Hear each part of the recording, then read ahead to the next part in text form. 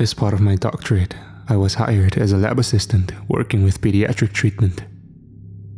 We were working on a paper measuring the exposure effect of a potential contaminant, while my colleagues were working on the measured effects on adults and the elderly. My team would work with the children. The potential disruption to developing adolescents was deemed important enough to have a separate set of experiments and measurements.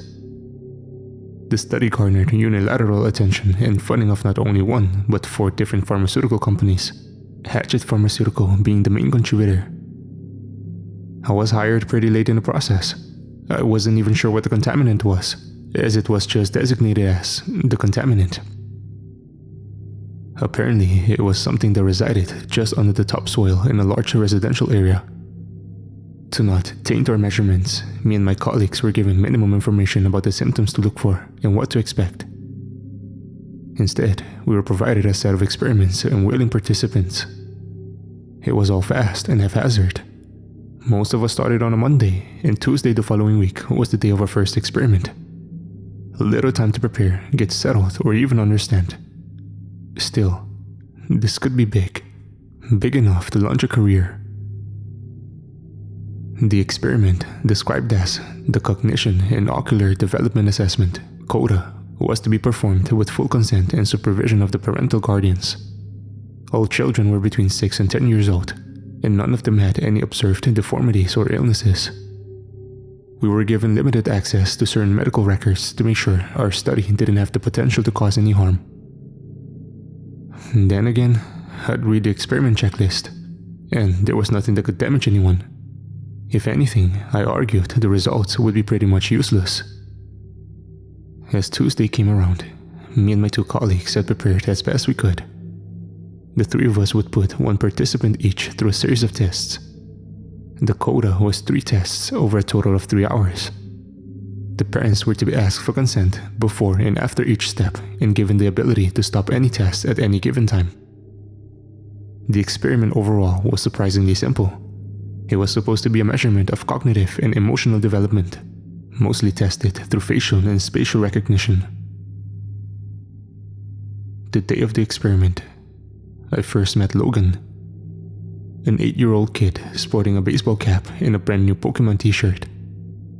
His mom was a bit anxious, but from what I'd been told, she'd been generously compensated. As I met them in the parking lot and let them inside, I promised her we'd go through the specifics. "Don't worry," I said. "We're mostly gonna look at pictures. Doesn't sound too bad, huh?" He shook his head, but I'd yet to see him smile. Maybe his mom's anxiety rubbed off on him. The testing room was somewhat small and made entirely out of concrete. There was a pair of opposite two-way mirrors on each side of the room. The walls were painted this sickly mint green color, so neutral it hurt to look at. The first test was all about emotional intelligence. In sets of 6 pictures each, I was to show Logan various expressions and ask him which mostly correlated to an emotion. If they answered objectively wrong according to a chart, we were supposed to ask them to explain their choice. Simple enough. I'd done something similar before. But this is where I first realized that Logan wasn't some ordinary kid. As I laid out the first image set, I asked him to identify the happiest face. Clearly, it was card number 3, and Logan answered as such without hesitation. In the second image set, he was asked which one was the saddest. Again, it was number 3. He answered correctly again. In the third picture, the 6 pictures were a wild mix. Some sad, some happy. One guy was sleeping in the corner. "Which one is the angriest?" I asked. There was a correct answer. Number 4, a woman furrowing her brow and exposing her teeth. Yet, Logan looked at them for a long time. "Number 6, he said finally, pointing at the sleeping man. "How come?" I asked, following protocol. "It's complicated. They almost killed his mom." The kid seemed almost distant, staring at the picture. "What the hell?" He answered the rest of the questions flawlessly. But that answer stuck with me. Such a strange reaction. Not only did he answer wrong at an obvious question, but it was also such an odd explanation. Logan himself seemed to have trouble finding the right word for it. The second test was similar, but there were new cards. In sets of 3, Logan was supposed to explain each emotion presented by the people in the pictures. Happy, sad, angry, scared. It was similar to the first test, but much more detailed. For every image, there would be a description and a short explanation given by the participant. We pressed forward. First 3 cards, no problem. Happy, happy, sad. Easy explanations. Second set of cards, same result. Surprised, sad, sad. But when the third image set came along, I didn't know what to say. 3 people, all completely neutral. Not a single emotion on their face. They looked almost computer-generated. Logan didn't skip a beat though. "She's scared," he said. "She doesn't know why she's doing this." "And what about this one?" "Oh, he's hungry. He just doesn't show it."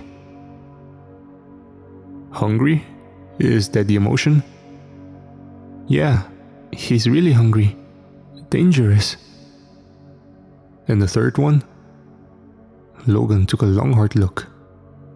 After a few seconds, he looked up at me, almost like he forgot about the picture for a while. "Okay, he's... I think he's obstinate." "Obstinate?" "Yeah, obstinate." "What do you mean?" "That's what he is. I don't know a better word for it."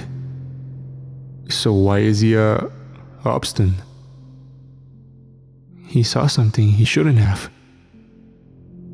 We continued with several more image sets, and Logan gave mostly ordinary answers. But every now and then, he'd throw in something absurd sounding. Obstinate was the first, but there was also Adr, Gehalt, and Street.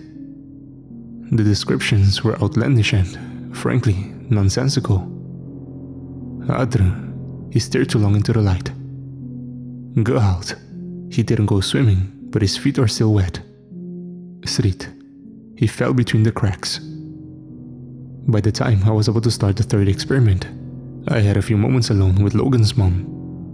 Still anxious, she held her arms close to herself and didn't meet my eyes. "We'll be done in a bit," I said. "He's doing great." "He's such an imaginative child, you know." She nodded. "He makes up things all the time. You should see his drawings." "Does he have any trouble at school?" "No, not really, no." She smiled.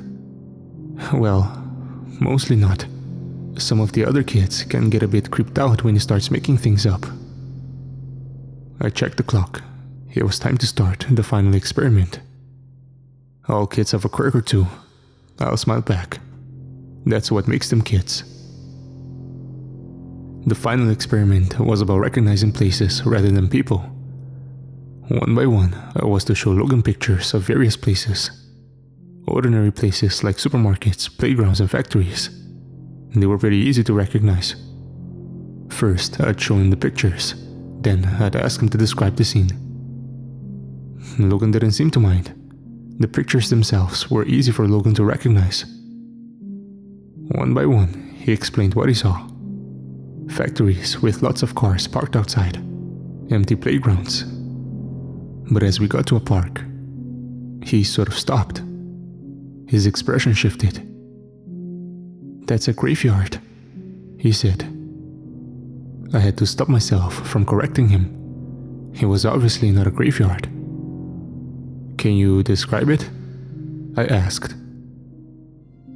"I really don't want to. There's a lot of people there." "What kind of people?" I was going off script, but I was just too curious. Logan leaned in to look closer at the picture. "There's a lot of strange colors," he said. "The people who used to be there are gone, I couldn't tell what he was seeing. The picture was empty.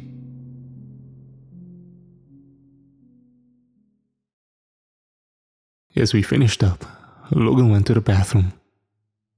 I got some time to talk to his mom on our own, and I brought out the picture of the park.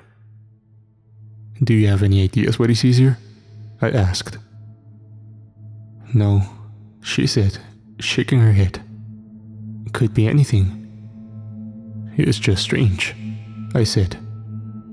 "Usually kids make up stories about dragons, lasers, wizards, that kind of stuff. Not graveyards and parks." "Are you calling my son strange?" As Logan came back, she grabbed him by the arm as to leave. Before they did, I caught up to them. I had to try something. "Logan," I said. "Just a moment." They stopped, and his mom gave me a tired look. "I was thinking of buying this house," I said, bringing up a photo of a place I'd been checking out a few times. "What do you think?" He just stared at me, as if he didn't understand. He took off his baseball cap and scratched his ear. "Looks dirty," he said. "A lot of raw. Right there in the... Come on, Logan." His mother tugged his arm, and he was almost dragged down the hall. Turning back to me one last time, he yelled back. He looked up, and then he didn't. I didn't lie when I said I was thinking about buying that house. There was an open viewing the next day, and I decided to drop by on my lunch break. There were about 8 people there, all couples. I kind of disappeared among them. Maybe I wasn't being considered as a serious buyer. The place was a bit too large for me after all. As the realtor ran off to speak to a pregnant couple, I stopped in the foyer. I had this strange feeling in the pit of my stomach. "Ro," I whispered to myself. Right here. Just saying it out loud almost made me feel it. It was something so specific, so unique. It wasn't an emotion as much as it was an experience, a story.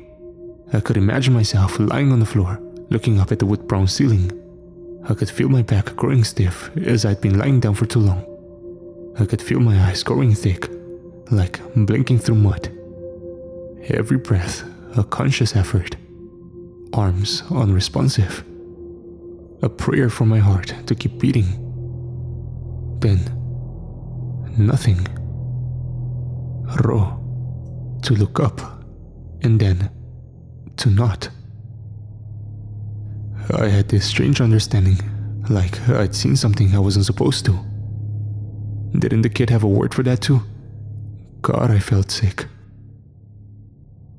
Everyone was gathered around the realtor in the living room. I don't know what gave me the courage to confront him, but I just blurted it out. "Did the previous owner die here?" I asked. "In the foyer?" No, they didn't," he answered.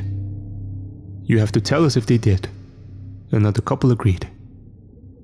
"Okay, yeah, I mean, no one has died here. That much is true. No one did. But yes, they were found unresponsive in the foyer." There were loud sighs. A couple immediately left. Another left shortly afterwards. There was a queue to talk to the realtor, and within 10 minutes, I was the only one left. Raw or not, I got the place too cheap to care. This made me curious as to the words the kid I used to describe the various places and emotions. Over the following days, as I transcribed our findings, I started thinking about them a lot more. Staring into the light too long, to get wet feet without swimming, it was all just cryptic nonsense. But what I'd felt the first night in my new house, that was raw. I could feel it. It was the right way to describe it. One night, as I stood in the bathroom, I thought about the word adr. It was what Logan had used to describe staring into the light for too long. It felt fitting, but I didn't know if I had experienced it. I tried looking up into the bathroom light and just saying it out loud. But I didn't get the same feeling as when I'd sat a row in the foyer. This wasn't it. This wasn't Adr. I sort of gave up on it after a while. But as I was watching TV, the thought came creeping back to me. There was a news segment about a patient with severe brain damage, a woman who couldn't breathe on her own or speak. She was aware in a sense, but completely imprisoned in her body. The segment focused on how her family was caring for her. But I just leaned in closer and looked at her. Adr, I whispered to myself. That's it. And it was. No question about it. She was Adr from staring into the light too long. I could feel it, understand it. Over the next couple of days, I started chasing Gehalt. The word meant someone whose feet was wet despite not swimming. It took me a while to get this one, but I finally found it in a newspaper article online. I felt Gehalt from reading about a man who had died from an overdose down at the beach. His body had apparently choked itself, causing him to sweat to death. As he was homeless and living close to the beach, he'd been found by a couple of teenagers building a sandcastle. With that feeling of drowning on dry land next to the ocean, that was Gehalt. With the right word, I could feel it. I could empathize. In my mind, I could be there with him. But the final word I had noted, Srit, that was a difficult one. Over several days, I looked all over the internet, read obscure articles ranging back to the 90s, but I just couldn't shoot blindly into the web and hope for the best. I had to find out more, get something substantial. That thought made me take a step back. What about the photos? The photos we had shown Logan in the first place. I checked the inventory list for the experiment. Most of the cards were just mentioned as a number and an emotion, but I noticed that some of the faces were repeated with the same actors. All the cards which Logan had gotten right were repeated at least once. But the weird ones, those were unique faces. The lighting was different. They didn't show any peculiar emotions. They were just strange people, a bit off. I took a few photos with my phone and tried to do an image search. I couldn't get a single hit. These pictures simply weren't available anywhere online. The ordinary emotions displayed could be found on various stock image sites, but not the strange ones that Logan pointed out. Finally, after a few hours and dozens of pages clicked through, I did find a picture that looked like the one of the models, but in a completely different setting. And this was freaking weird. The picture I found online was from a social media profile. The profile in turn portrayed the user page of the very same homeless man that had drowned in his own sweat from an overdose. The same one I'd read an article of. But the article was written just a few days prior, and the picture must have been taken at least weeks ago. Listen, I don't know if you can get this. What Logan did was to perfectly describe, using one of his made-up words, exactly what was about to happen to that man.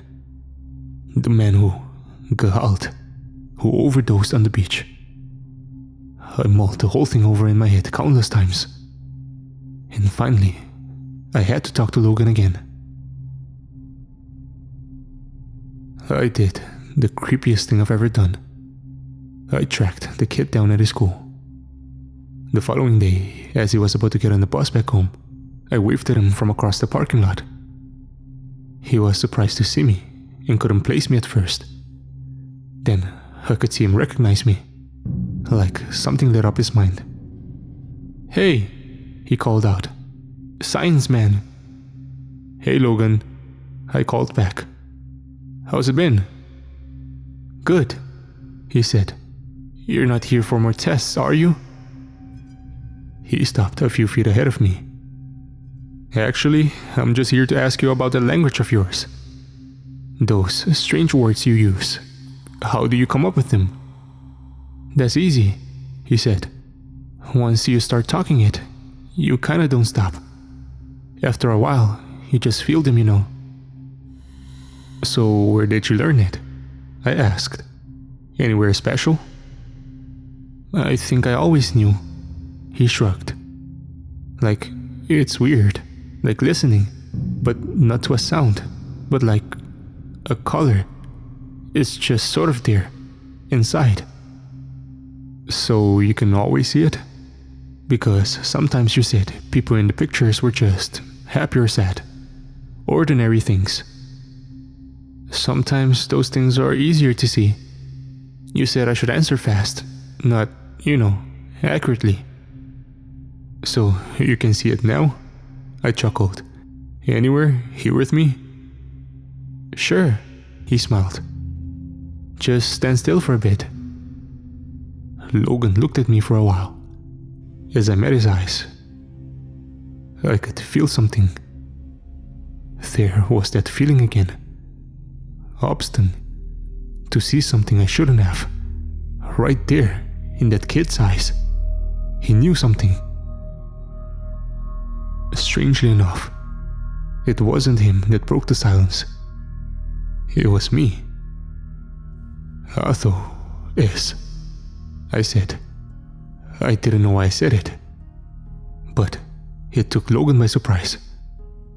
The one who shouts until they listen, he said. That's what it means, right? I think that's me. I don't know, I said. I'm sorry, Logan. I don't know why I said that. Did you see it? He asked, almost excited. Do you see it now? I want to say that I didn't. I want to say I saw nothing. But that'd be a lie. A million little words crept into my mind, and as I stared into that kid's eyes, I saw something I shouldn't have. Now it was all becoming clearer. The more words I knew, the better I understood. The word I'd looked for, street, was a lot more complex than Logan had made it out to be with human words. It was contextual. The man had died in an earthquake. He fell between the cracks. No, he hadn't. He was going to. It was describing events destined to unfold. But it was also describing something that had happened. Was it both? Neither? I see it. I admit it. Right there, I could feel the parking lot falling away in insignificance. With a single unspoken word, we could tell each other infinite things. These mundane expressions were just the tip of the iceberg, a dumbed-down shadow of what was truly being said. The words told us of things that were, things that could be, and things that currently was.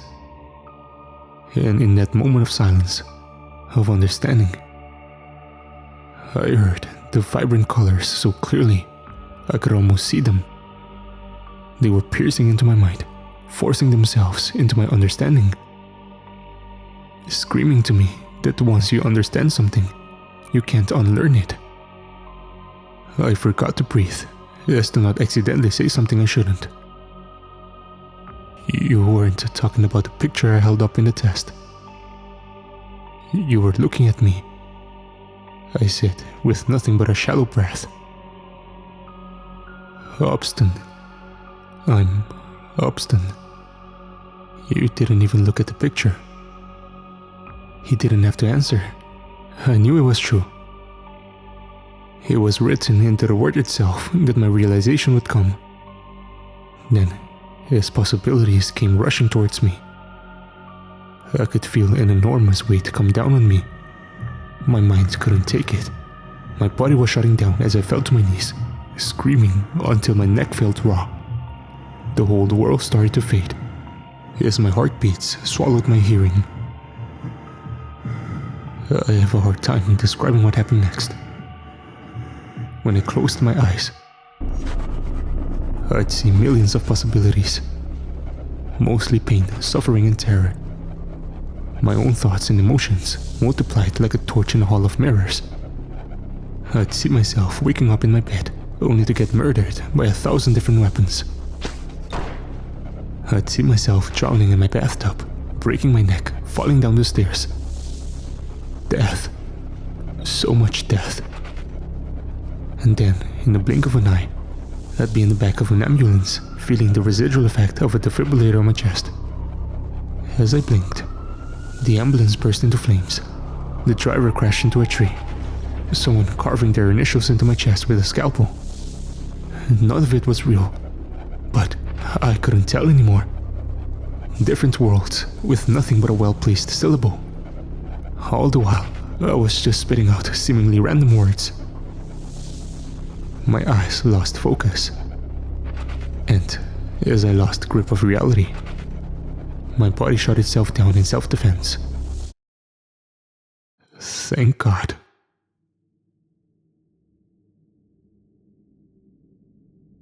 This was back in January of 2019. Logan was born with this language already stored in the back of his mind, some kind of residual effect from his contamination. But for people like you and me, we can't take it all at once. So, over the years, with intense therapy to back me up, I've settled on trying to learn one single word. I'm going to find out as much as I can about just what it means to be obstinate. The word describing me. There was so much to that one word that you could fill a lifetime with it. In a way, maybe that was the point. A God language meant to fit all of our very beings into simple expressions. Like compressing a folder into a zip file. But that's just the thing. To learn what it really means to be obstinate, to be my word, I can't really do anything else but to live and see what happens. Not unless I want to go back to where my mind wandered off to. Still, sometimes I can feel something creeping back into my mind. Little tingles, syllables and sounds reminding me of all the knowledge I still have stored away somewhere in my inner madness. Little words with galactic proportions. It is so easy to slip back into that mind, just inches away from the edge of what my physical brain can hold. I sometimes wonder what all your words are. I sometimes wonder what they mean. I really try not to think about it.